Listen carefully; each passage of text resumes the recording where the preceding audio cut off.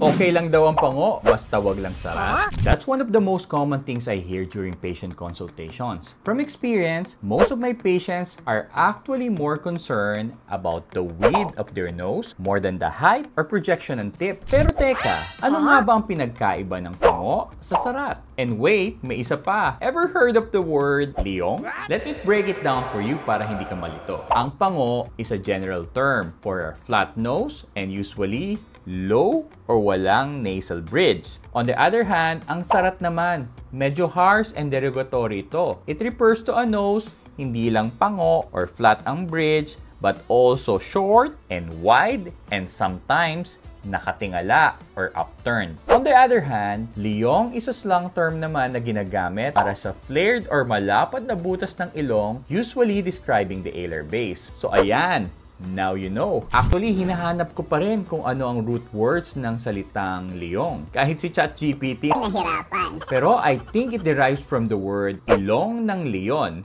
hence leong. So kung ngayon mo lang din nalaman ang mga Tagalog nose taxonomy, i-share mo na ito sa tropa mong madalas magsabing